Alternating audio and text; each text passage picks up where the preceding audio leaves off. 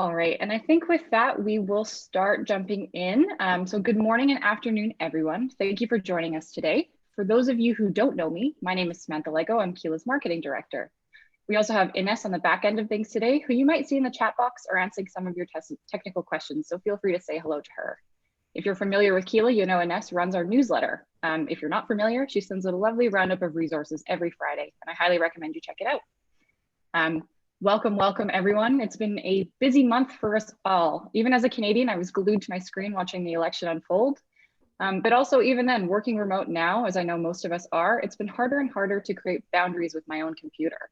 My desk is in my living room after all, so I'm surely not alone in this. This is why I'm very excited today to have our speaker with us. Meico Whitlock is a master trainer on mindfulness, work-life balance, and tech distraction at Mindful Techie. He helps changemakers create not only a healthy work life, but also tech life balance so they can do their best work better while living their best lives. Through speaking, training, and coaching, he facilitates transformative experiences that foster well-being in a hyper-connected and distracted world. You may remember him from KeeLabs Plugged In conference as both a session speaker, but also alongside his colleague Ananda Leek ran morning mindfulness sessions before the day of busy speakers.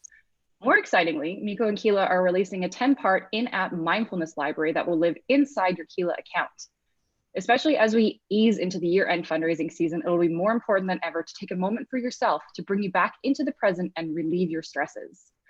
KeeLa Mindfulness is set to be launched on December 4th, right after Giving Tuesday, for a much-needed pause, and we will send some more information about what you can expect after this webinar. Lastly, I just want to remind everyone about a couple of things. The first is that this session will be about 60 minutes in length, including a 15-minute to 20-minute Q&A session at the end. We encourage you to ask your questions in the Q&A or chat box throughout the presentation, and then we'll get around to them. And while I'm sure we're all very familiar with Zoom, I just want to remind you that when typing into the chat, to make sure that you've selected all panelists and attendees so that everybody can read your question. All sessions will be recorded, and you will receive the recording at the end of the day, along with the slide deck. And so with that out of the way, I will pass it off to you, Meico. Awesome. So thank you so much for that. And just give me a thumbs up if you can hear me and see me okay. Okay, perfect. I see the thumbs up. So I'm going to go ahead and share my slides, and then we'll go ahead and get moving here.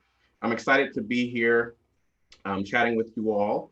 And one of the things that I want to say at the outset is that I understand that as change makers, as nonprofit professionals, that we are working really around the clock, especially around this time of the year, to make a positive difference in the world.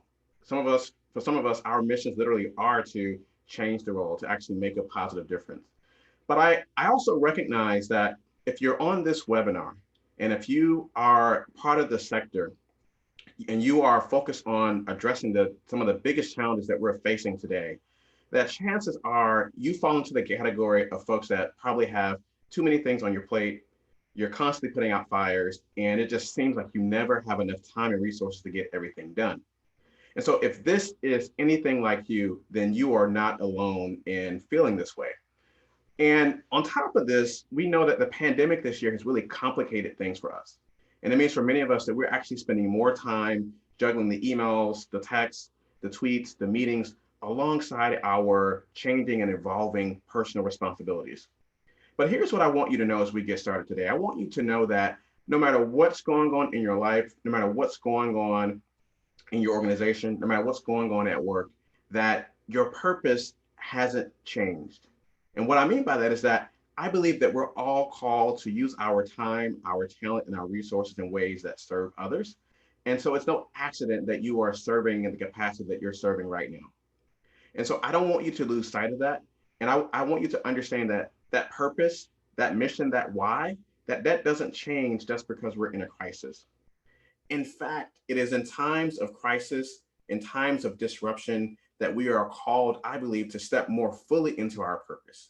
There are so many folks out there that are hurting, that need us more than ever.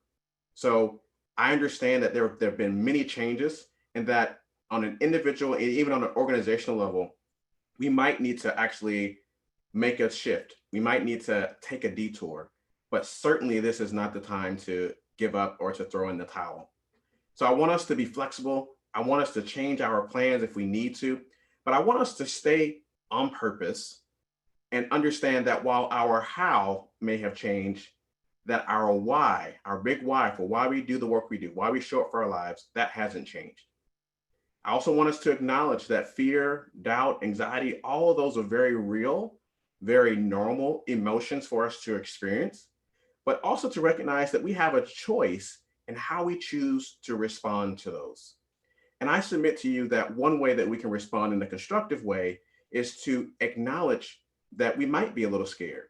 We might be a little fearful. We might have a little bit of anxiety. That's perfectly okay. It's normal. It's a natural part of the human experience. But we can acknowledge that while also beginning to shift our focus to forward momentum and progress, to focusing on the solutions and the opportunities that are before us. And so it is in that spirit that I actually share with you today just a few things that I hope will be beneficial for you as we are tackling this particular challenge of tech exhaustion in today's world. So we're going to talk a little bit specifically about what digital wellness is and how we can begin to incorporate it into our personal and professional life. And my hope is that coming out of this training, that this is not just another training that you turn on in the background while you go wash the dishes or you go do other things around the house.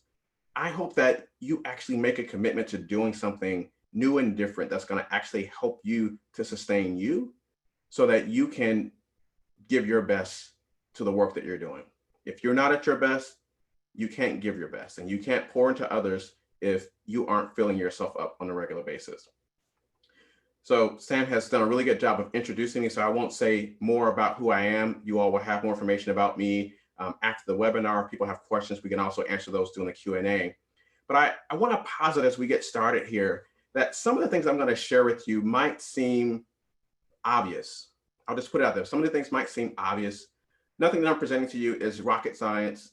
I don't claim to have discovered necessarily anything new per se.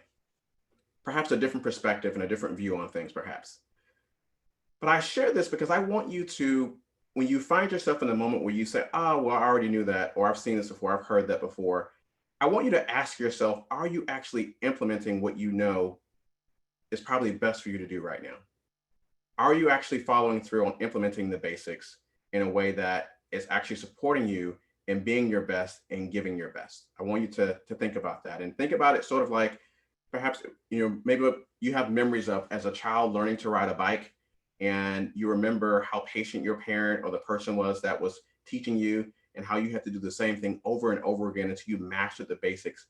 And once you did that, you were able to ride on your own. I want you to think about some of the things I'm going to be sharing today as a little bit like that, that we're sort of going back to the basics because we know the basics are actually what count and actually what matter. So with that being said, let's go ahead and do a little bit of a warm-up exercise called the lion's breath. And this is an opportunity for us to just pause, to reflect, and to create a little bit of space for us to be fully present and to be pretty fully available. So if this feels right and comfortable for you, I'm going to invite you wherever you are to take an upright and comfortable seated position with your feet firmly planted on the ground. If you are standing, feel free to just ground yourself in whatever's supporting you in this moment if you would choose to stand. And I invite you to close your eyes if that feels right, if that feels comfortable for you, as I guide us through the process of doing 3 deep intentional breaths, breathing in through the nose fully and deeply and out through the mouth. So let's go ahead and breathe in fully and deeply, starting with the first breath here, fully and deeply in through the nose and out through the mouth.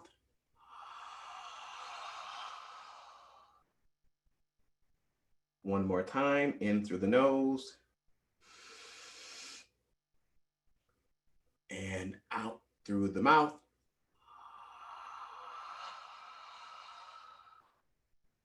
And one final time, in through the nose and out through the mouth.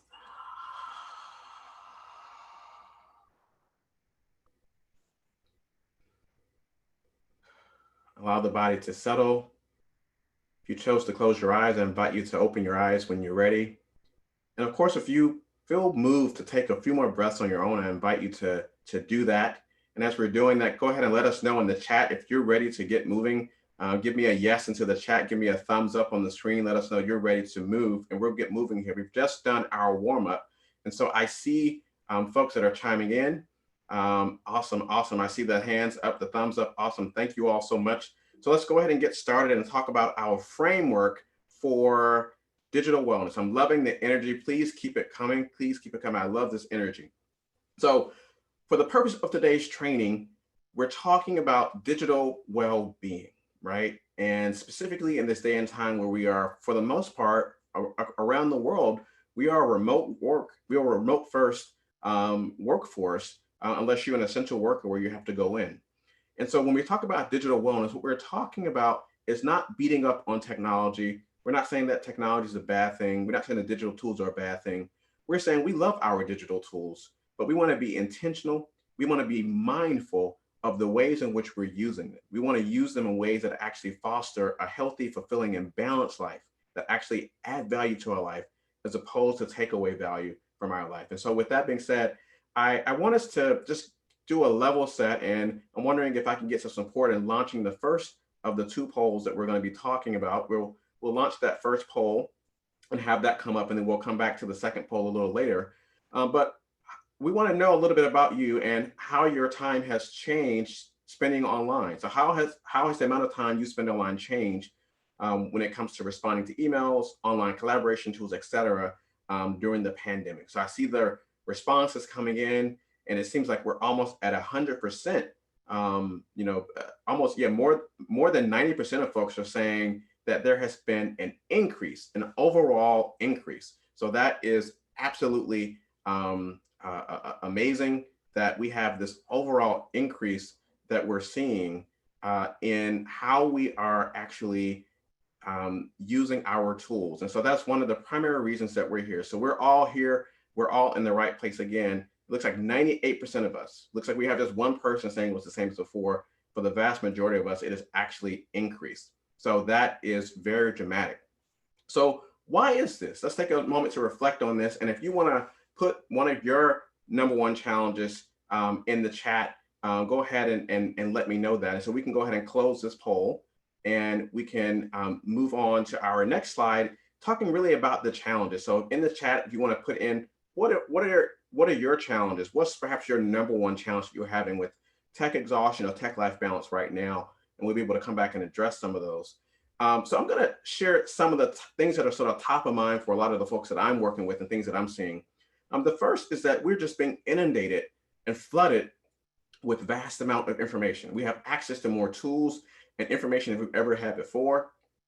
Most recently, we know in the US that we have this contentious presidential election. There's still a lot of uncertainty about what's coming next. There's so many competing narratives. And so this is just an example of being inundated with so much news and information, and the challenge with staying informed while also not drowning in the flood of things that are consistently coming at us. And so perhaps some of you can actually relate to that when it comes to, I know Sam mentioned at the top of the call that she was following the election. So I imagine that for many of you, whether you're in the US or not, that perhaps you can relate to this, and maybe there's something similar going on where you live, where you feel like you're just being inundated with so much about what's happening and trying to keep up and stay informed while also not trying to drown at the same time. We're also simultaneously dealing with this roller coaster of emotions, this roller coaster of the fallout from the start of the pandemic to where we are now, where we saw ourselves at the start of the pandemic, not really sure what was happening. Things begin to slow down. And now we're trying to work our way through this, and we can begin to possibly see that there's light at the end of the tunnel. But nonetheless, we're managing this confluence of emotions, right? So I know that lots of you can probably relate to this. We have this renewed conversation in the US and around the world about social justice, and what does it mean specifically in the US when it comes to the relationship between Black folks and the police, right? And what does that look like in terms of addressing the legacy of systemic racism and all of those things? And what does it actually look like in terms of our personal and our professional obligation to ourselves and our neighbors, our friends, our family? We're dealing with this on top of the fact that we are combating Zoom exhaustion, right? It's not lost on me that this is not the first, probably not the last of a video mediated interaction that we're going to be having today, right? So we're dealing with all this against the backdrop of all the things that I just mentioned in the world. And the very real truth and the science in terms of the detriments to our health when it comes to Zoom overload is the fact that because we're not in person, it's harder for us to really gather and to respond to the cues that we might otherwise have access to if we were in person. So our brains have to actually work overtime to fill those gaps. And so this phenomenon of tech exhaustion, or just specifically Zoom exhaustion, is very real for that reason, that you might not have done anything that required a lot of physical effort for you throughout your day. But the fact of the matter is that Zoom is draining a lot from you in terms of your mental capacity and your emotional capacity.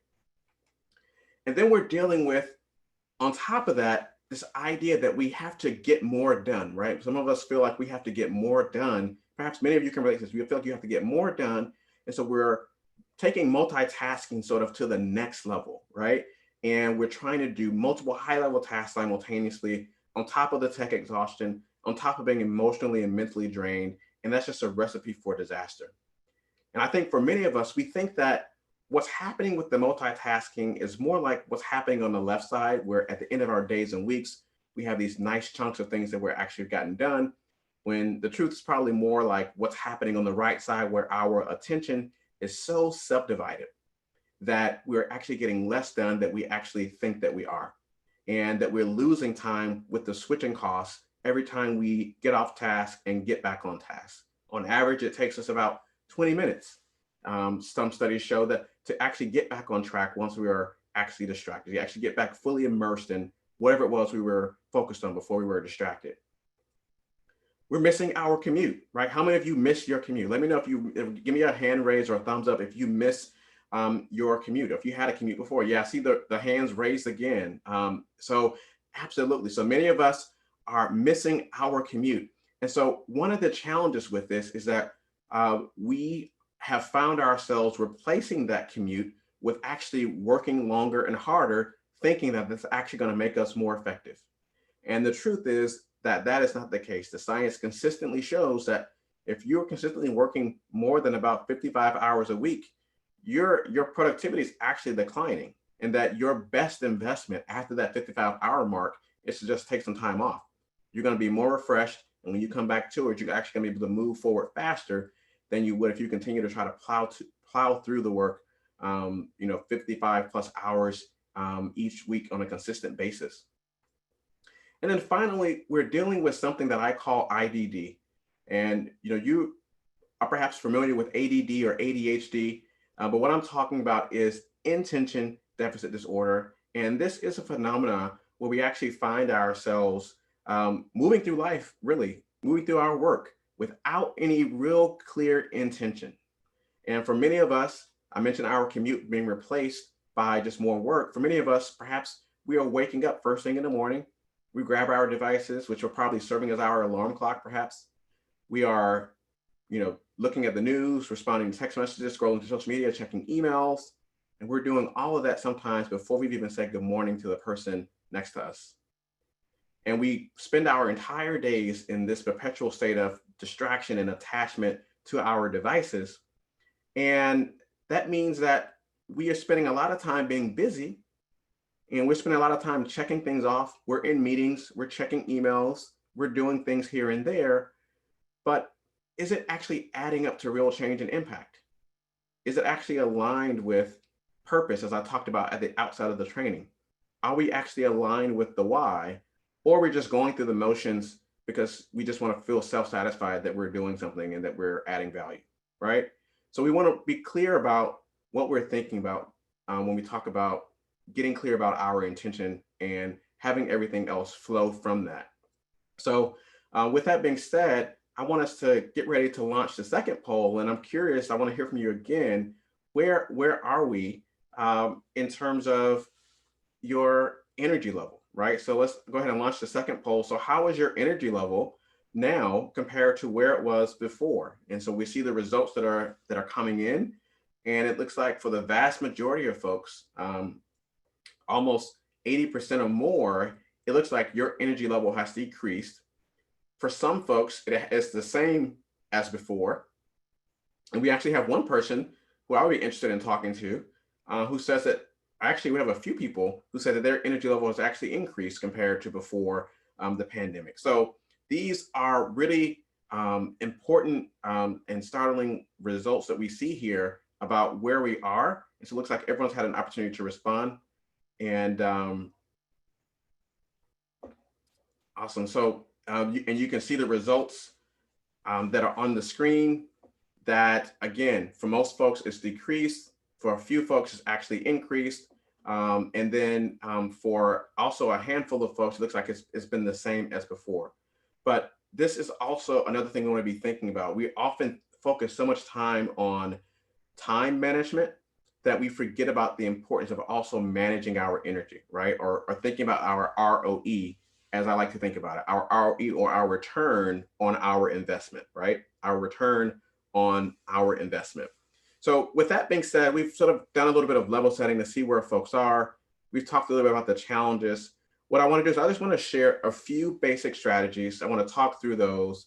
And then I want to leave some time for us to have a Q&A. So if you have questions, thoughts, or comments, you can go ahead and to start to queue those up. And we'll be able to respond to those as those questions come in. But I'm going to go ahead and step through and talk about our solutions. Let's talk about some solutions. So the first thing I want to talk about, particularly in times of crisis, transition, or disruption, I want you to take to heart this mantra of walking and not running, right? So walk and don't run. And perhaps you remember as a child, maybe you had an opportunity in grade school to practice fire drills, for example. And I remember when I was in grade school, one of the things that rings into my ear when I think back to that time is that I always remember the principal or the teacher saying, walk, but don't run. Walk, but don't run. And invariably, there was someone that ignored that and they ran anyway because they were so excited to get out of the building and to have class interrupted by the fire drill. But nonetheless, I've come to understand in a different way why that instruction is so important. And it's so important that actually first responders are trained when they arrive on a scene of a crisis to actually walk as opposed to running. And there are two primary reasons for this. The first is that, but it may be obvious for many of us, is that if you're running, then you risk perhaps tripping and falling or hurting yourself, or perhaps hurting someone else. And if you're in that situation, then you're not able to support the person that you've been called to support on the scene of that particular crisis. The second reason has to do with the fact that when we're running, our adrenaline levels spike, right? Our adrenaline levels spike. And when our adrenaline levels spike, our ability to be able to assess the full range of everything that's in our environment changes. And we miss things, right? So going back to the example of the first responder, let's say you're responding to a car accident and you see someone on the ground and you're running toward that person. Perhaps you trip over a sharp object and you cut yourself and you didn't realize it was there. Or perhaps in the midst of running to see this person or to tend to this person that you see, you miss the fact that there are two other passengers that need help on the other side of the car. And so I want you to think about this. I want you to think of yourself as a first responder for your organization, a first responder for your family and your loved ones, a first responder for your clients. And I want you to embody this mantra of walking as opposed to running. Because if you're able to slow down and to walk, you're able to fully assess all the available options, to get all the information and data that you have, and you're able to be more responsive, more productive, more efficient, and to perhaps get things done sooner and in a better way than you would if you are actually rushing and your adrenaline is spiked. Another way to think about this is moving from a place where we are mindless, right? Where we're moving on autopilot without intention to being more mindful and intentional, right? So this is another way to think about the same concept of walking as opposed to running.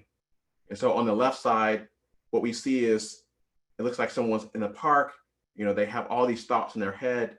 This is the equivalent of essentially running, right? This is the equivalent of essentially doing a mental run, adrenaline spiked, and not able to fully see and to take advantage of all the things that are happening in your environment, right? You see the dog on the right side. Dog on the right side is simply enjoying the park, the sunny day, the sunshine, the trees. and the dog is sort of more in the state of walking, right? So we want to be able to walk and not run. We also want to be able to move into a state where we're able to release the things that we don't have control over and to focus on the things that we do have control over. And I know that for many of us, we have a lot of sunk costs in terms of time and resources and investment that we have made, particularly professionally this year. And the pandemic has probably shifted all of that. And we have to get to a place where we are able to let it go, to move forward and to simply focus on the things that we do have control over. Give our energy to the things that we have control over. Giving your energy to things that you don't have control over is doing nothing but exhausting you. So focus your energy, your intention, your attention on the things that you have control over. And then that sets you up to be able to have a conversation about balance, specifically tech life balance, which we're going to talk about momentarily. So give me a thumbs up if this is making sense. And if this is not making sense, you have a question or comment for clarification, we can stop to address those. Other questions we can wait until the end, but Sam, if there are, Enos, if there are questions for clarification, I'm happy to pause and to address those before we move forward. All right, awesome. So I'm seeing lots of making sense. All right, actually. All right, awesome. So we're going to keep it moving. And so let's talk about this next step in terms of actually dealing with this topic of tech exhaustion. The first step in this process with anything, and for those of you who are in fundraising and you're doing assessments and things like that, you probably already know this, but assessment of where you are is the first step in any process, right? In any new process, you want to do an assessment. And so you want to be able to assess what your digital wellness score is. And so I have a free tool that's available for you to be able to do that. You can see the link on the screen. We'll make sure you have this in the notes and the follow-up resources. But the first thing you want to be able to do is to assess where you are in terms of digital wellness. And so I have a free quiz and an assessment, some reflection questions to help you to figure out where you are. So that's the first step in the process. You want to assess where you are, what's your digital wellness score, and then from there, you can figure out how to tailor the solutions that I'm going to talk about to your particular situation. So that being said, just a reminder that when we talk about digital wellness, we're not saying stop use technology. We're not saying beat up on the digital tools. We're saying be intentional about how you're using it to add value to your life, to create a healthy and fulfilling lifestyle for yourself, for your clients, for your colleagues. All right. So with that being said, let's talk about a framework for getting there. And I want you to think about this. Again, if this seems familiar to you, if you feel like you've heard something similar, I want you to ask yourself, are you actually implementing this in a consistent way that's actually making a positive difference for you? Are you actually implementing this in a consistent way that is making a positive difference for you? So here we go. So it starts with your intention. Your intention is your aim or your intended outcome, right? Another way to think about this from an organizational level, your organization has a mission and a vision, right? And that mission and vision guides all of your activities. Well, the same goes for you and your work personally and professionally. You need an intention to guide your work. And then once you have your intention, you have to be able to make space for priorities that are actually aligned with that intention, right? So we're going to talk about how to do that momentarily. You got to block out the distractions. We talked about some of those distractions that we're contending with right now. And once you've done these three things, you've set your intention, you've created your priorities that actually align with your intention, and you're blocking out the distractions, then you're setting yourself up to actually live, to serve, and to play. So that's the framework that we're operating from. So with that being said, I want to share a few tips and strategies, and then we'll get into the Q&A. So the first thing is I recommend is that in this time, it's never been more important, I think, than for us to really be conscientious about making space for ourselves by reclaiming our commute time. So most of you said that you missed your commute time when I asked that question earlier. Most of you raised your hand virtually or physically, right? And we can reclaim that time. We don't have to necessarily by default give that time over to simply working more, right? So here's how we can do that. Here are a few simple things that we can do. The first is to be intentional about creating a start and stop ritual, right? Create a start and stop ritual and actually write it down and put it in your calendar. For me, as an example, with my start ritual, I start my day with prayer, with meditation, with working out, with writing in my journal, right? That's how I started my day today. And then I end my day by closing my laptop lid and I leave my office, and that signals the end of my work day.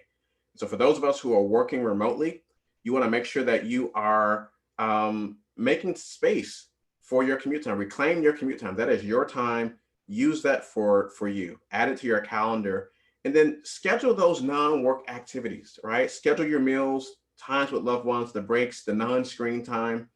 Put those things on your calendar, because what ends up happening is that we are so invested and so good at managing the professional aspects of our work, right? Particularly the meetings. We're really good at scheduling our meetings. But if I were to ask you, where's the time for your partner? Where's the time for your kids? Where's the time for lunch and dinner? Where is it actually on your calendar? When are you going to sleep? Where is that on your calendar? I'm going to guess that many of you probably will struggle with that. And so make a commitment to yourself. When you put something on your calendar, what you're doing is you're telling yourself that this is important to me. You're telling the world what's important to you. So tell the world what's important to you by putting it on your calendar. So that's the first thing I recommend. The second thing I recommend is to actually plan your day with pen and paper. To plan your days, preferably with pen and paper. And here's what I mean. So I talked about at the outset this framework around setting your intention and your priorities. We have to do that on a daily and a weekly basis if we really want to effectively combat this idea of attention deficit disorder. If we don't do that, what ends up happening is that we end up giving ourselves over to our email inboxes and social media feeds. And that is a really dangerous thing for us to do. And so you can think of it this way, that when you wake up first thing in the morning and you don't have a clear intention for your day, and you dive face first into your emails, essentially what you're saying is, my email inbox are everyone else's to-do list for me, and everyone else's to-do list for me is more important than the things that I have to do first. Same thing with social media. If you're diving into social media without a clear intention, essentially what you're saying is, how my friends and family feel about the world and what's happening is how I need to feel about the world. And what I want you to do is to get clear about your intention and what's important before you jump into those activities, so that you can jump into those things with intention, and that they become tools that add value to your life as opposed to distractions that take away value from your life. And so I have a planner that I've created specifically for changemakers. The link is there on the screen, and we'll have that as a resource to be available for folks. Whether you're using this tool or a different kind of tool, whether it's digital or really paper-based, I want you to consider, if you don't have a process in place, or if you're not doing this consistently, to find a process that works for you and a tool that works for you to be able to do this consistently. One last thing I will note is that one of the reasons I recommend that you actually do this by hand is that the research shows consistently that when you write it out by hand, that you're more likely to remember it and you're more likely to follow through on it. So that's one of the reasons I really recommend doing it by hand. But again, if you're a digital person, by all means, find a process and a tool that works for you. Next, I want to share this idea about practicing social distancing with our technology. So many of us are doing this to protect our loved ones and our friends and our family and our colleagues. And I think we can extend this to our mental and emotional well-being, right? We can engage in mental, emotional, and social distancing with our technology, particularly if we find that it's getting in the way of us having the kind of quality of life at home and at work that we desire. And so 2 simple things that you can do, and there's a link to more information if you want to more tools to sort of dive deeper into this. But 2 things you can do right away, I recommend, is number 1, to turn off the notifications for things that aren't mission critical. So if you know that the Instagram app and the Facebook app, if those aren't mission critical, if those aren't necessary for you to get work done that's aligned with your mission and vision, personally, professionally, then turn off the notifications. You don't have to delete the apps, but turn off the notifications so that you can give your full attention to the things that are actually aligned with your mission and vision first. And then you can, when you have breaks, move to Facebook and to Instagram to take a break or to check in. The second thing I'm going to recommend is that you actually essentially charge your devices if you're using them as a alarm clock outside of your bedroom, or if they're getting in the way of your sleep in the bedroom and you're grabbing them first thing in the morning, or you are looking at them last thing at night. Consider charging them outside of your bedroom. And as a family, you can create a charging station. And just like you create a bedtime for yourself, create a bedtime for your devices. You can do the same thing. And similarly with the workspace, you can charge them outside of your workspace when you're working so that you can focus your dedicated time and energy on actually getting things done and quicker and more productive, and actually reduce some of that exhaustion that we might be experiencing because we're so glued to our devices all the time. So that being said, the last thing I want to share with you, and I want you to be thinking about your questions and get those rolling in, is what I call our rules of engagement, or really just setting boundaries around when and where and how we're going to be using our technology. And this seems really simple, but it's critically important. Here's the reason why. For many of us, we have so much anxiety about feeling like we need to be on and connected 24/7. We feel like we're letting people down if we miss an email and we're not able to respond right away. Well, one of the simplest ways to address this issue is to proactively communicate and have a discussion with your team, with your clients about things like when you're going to be available. So what are going to be your hours? What days of the week are you going to be available? What are going to be your hours, generally speaking? When and how is the best way to reach you? When something is urgent versus non-urgent. Having a discussion about what's urgent versus non-urgent and determining, which, mode of communication makes sense, whether something is urgent or non-urgent, right? So maybe texting is something that you use if something is urgent, maybe email for something that's not urgent, as an example. And then what is the expectation around response time, right? So if you establish expectations around response times based on if something is urgent versus important, then you can take a break for lunch, right? You can take a break and walk the dog and not feel guilty. You can sign off at a reasonable hour and not feel guilty because you know that you have given your clients permission to reach out to you. If something is truly urgent after you've signed off, people know how to reach you, they know when to reach you, and they know under what circumstances to do that because you've had this discussion proactively. So again, having this discussion and not operating from the place of assumptions actually helps to lower some of that anxiety level. It helps us to be free to enjoy our life when we're not connected to our devices or when we're not connected to actually getting work done. And so as we begin to move toward the Q&A, I want you to really consider, as I mentioned at the outset of this, making a commitment to yourself. This is not for anyone else. This is not for your boss, for your colleagues, for your organizations, for your clients, for your partner, for your children. This is really for you. What's one new strategy you want to implement? And especially if you're one of those folks that says, well, this is something I've heard before, are you actually implementing it in a way that is consistent, in a way that's actually making a positive difference for you, for your loved ones, and for your colleagues and your clients? I want you to really ponder that question. So what's one new thing that you will try and a strategy that you will implement based on something that was sparked from today's training? So again, there's the free workbook, and we'll make sure you get access to that. And then information about how to stay connected. Again, we'll make sure you get access to that. But I'm going to turn it over to the KeeLabs team for the Q&A and to see if we have any questions or comments that we can start to address. Absolutely. Thank you so very much. That was, I know for me, very practical. As I said, I am glued to my computer. My bedroom is right there. My computer is right here. So it's very hard for me to draw those boundaries. So these are great tips. I think we do have some questions coming in. What tools do you recommend for blocking out notifications? Yeah, so that's a great question. So if we're talking about tablets and phones like the iPhone or the iPad or even Android devices, a lot of them don't require that you have a special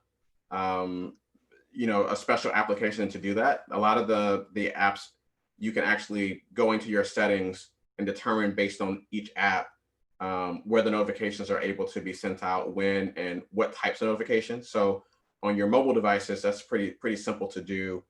On the desktop, particularly for the browser, a few things that I like. One is one of my favorites right now is called Siempo, so SIEMPO.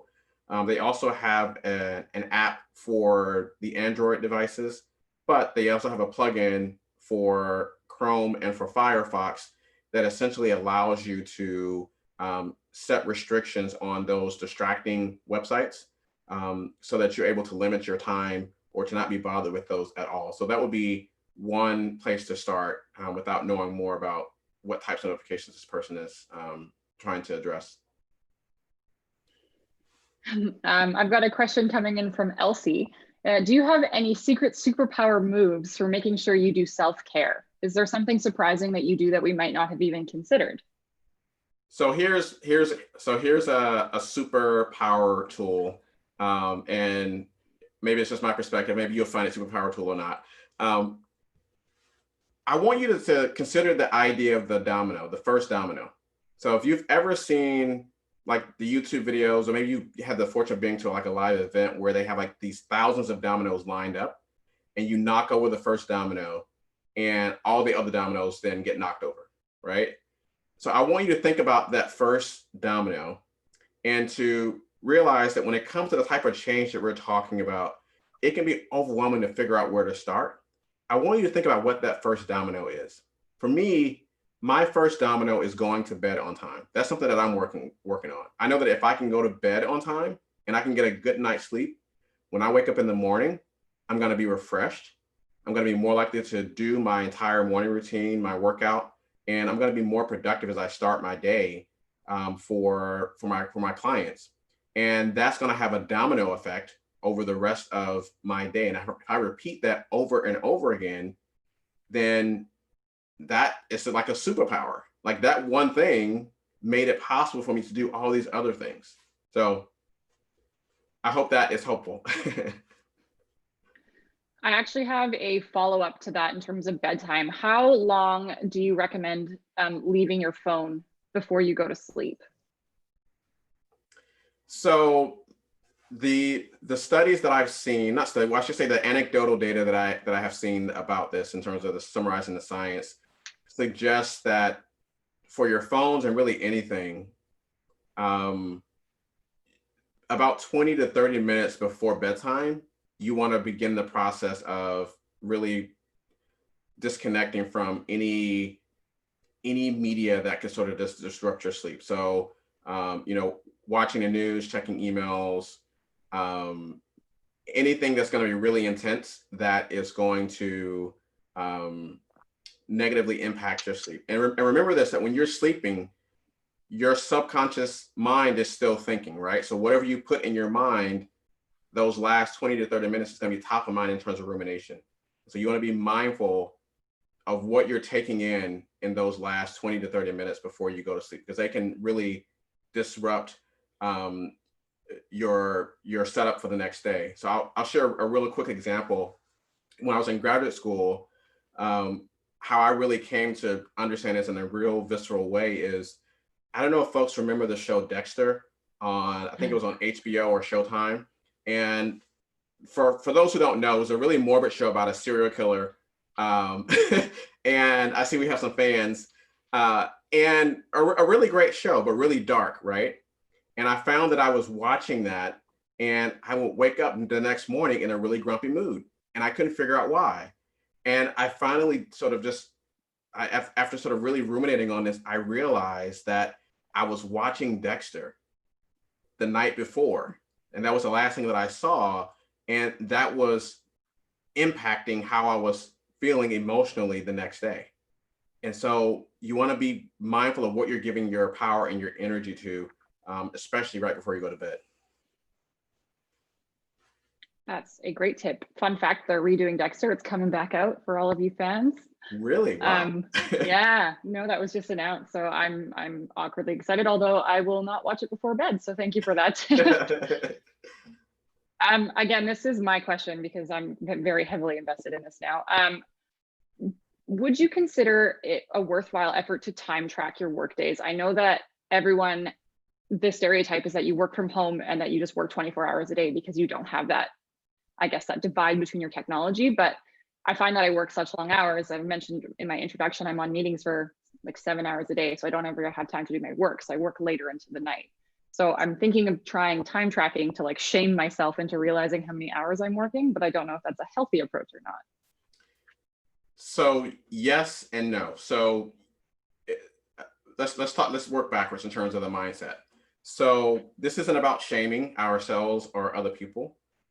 We are in extraordinary times, and we owe it to ourselves to extend a little bit of compassion and grace to ourselves, to our clients, to our colleagues, and especially in the work that we're doing, trying to save the world. So I think we owe it to ourselves to be able to do that. And I think often in the nonprofit space, we are gracious with that with ourselves, but I should say with other people rather, right? With our colleagues and our clients, but we don't always extend the same courtesy to ourselves. And so I would say that that's the first place to start. In terms of the time tracking, yes, that can be effective. Anytime that you're trying to do any sustained behavior change, an assessment is always very super useful in terms of raising your awareness of where you are so that you can figure out how to make a shift. So in this particular case, doing the time tracking can be useful just to get a sense of where you are, how you're spending your time. And when you have that information, that's going to give you an opportunity to see where you can make shifts. And so it's not a tool to beat up yourself. It's a tool to say, okay, here's where we are. Now that I know where I am, now I can make a shift. It's very similar to the digital wellness quiz that people can take on their own.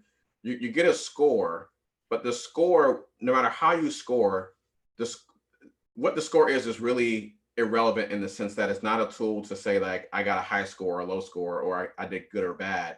It's this is where I am and this is where I want to go. How can I use what I know to get to where I want to go? It's the same thing with lots of people who are fundraisers on the call, right? You're trying to you have a fundraising goal, and perhaps as a starting point for this year and setting your goal, you looked at where you were around this time last year, right?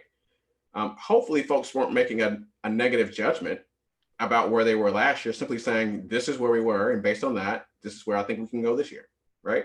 So that's how I would suggest going about that. Great advice, thank you. And I will definitely try and keep that in mind. We have a question coming in from Ines. How can I have a conversation with my team about setting boundaries and not sending emails or messages after working hours? I think using the rules of engagement questions could be a good place to start. And you can raise it as simply saying, so if I'm in your shoes, say, hey, like I was on this really interesting webinar, this guy presented this really interesting concept. I'm wondering if we could just maybe at a next meeting, if we could spend a few moments just sort of talking about this and see what people think. I would just sort of throw it out there that way and get the ball rolling and see how it's received.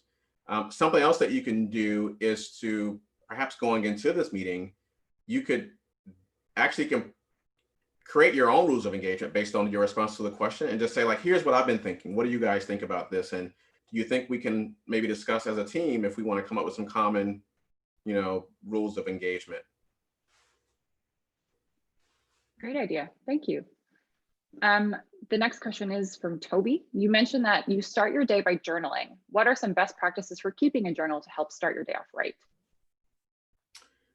Yeah, so there are many different ways to journal. So I actually use my intention planner as a start and it has prompts.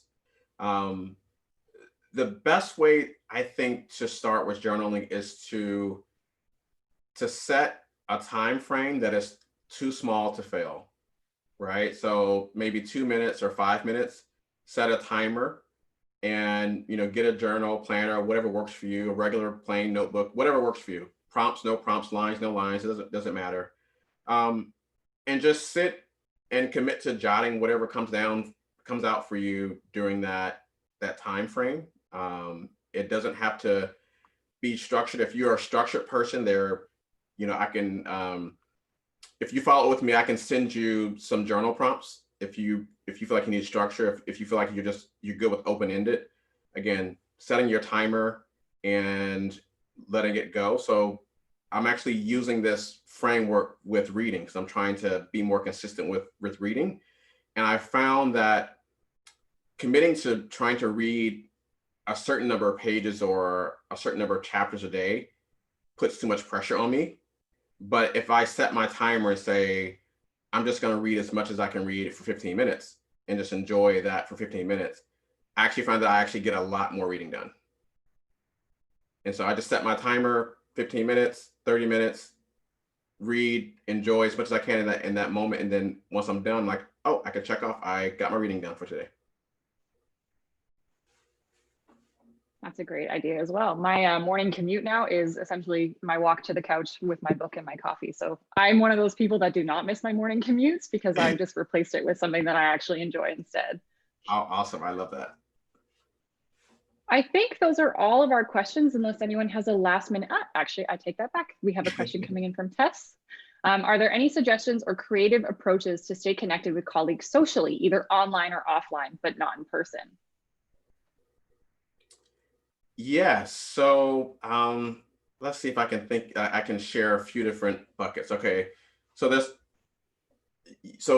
using using virtual platforms like Zoom to actually simulate the virtual water cooler, right? So like the virtual happy hour, for example, that can be something that is a great way to socialize with colleagues online and offline. I'm part of a group that does movie nights on Friday nights. And it's a group of guys that just sort of get together, and there's two people that are coordinated. They pick a movie and, we watch it over Zoom. And then there's people are like, it's the equivalent of like if you were in person at someone's house and people are sort of talking trash and chatting with one another in person, people are doing that in the chat as we're sort of watching this movie simultaneously, right? So that's one way as well that perhaps to keep folks engaged, whether it's online or in person.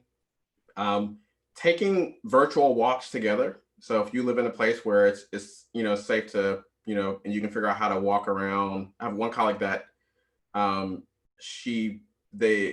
think they FaceTime. And so she goes on her walk and then she's FaceTiming with the other person, and they're sort of the other person's walking wherever they are. And so they're connecting, but they're also getting exercise at the same time. So those are another idea. And one final thing for folks that use Slack, there's a plugin called Donutbot that randomly pairs people up to have coffee dates. So that I love this particular plugin because it takes the onus off of the individual to schedule it, and it's done automatically to help keep those social connections alive. I am so excited about Donutbot. I think I just popped into the chat that whoever from Keela is on that, let's make that happen because that's great. We had a comment from Sandra saying, reading, that's another challenge. I never thought of setting a timer rather than setting a target to read chapters. So yeah, I think that really resonates with a lot of people. That's great. Oh, awesome. All right, well, if there's no other questions, I mean, I spoke too soon last time, so I'll give it about 30 seconds, but otherwise I think we can start wrapping things up today.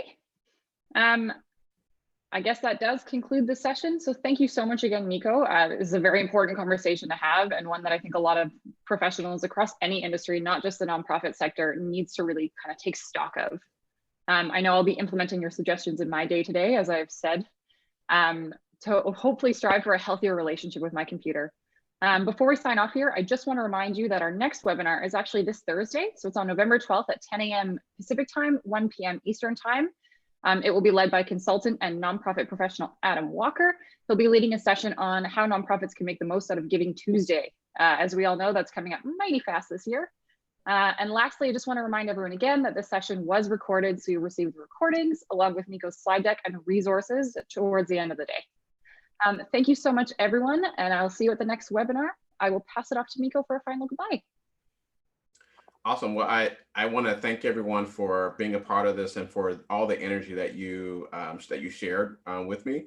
And I just want to leave you with that there's really nothing more important, especially during a time like this, is to make sure that everything you do is grounded in your big why, or grounded in your purpose or your intention. So if you're not clear about that, take some time to pause, to walk as opposed to run, to get clear about that, and I promise you everything else will come into focus. All right, well, thank you so much and have an excellent rest of your day. All right, thank you, everyone.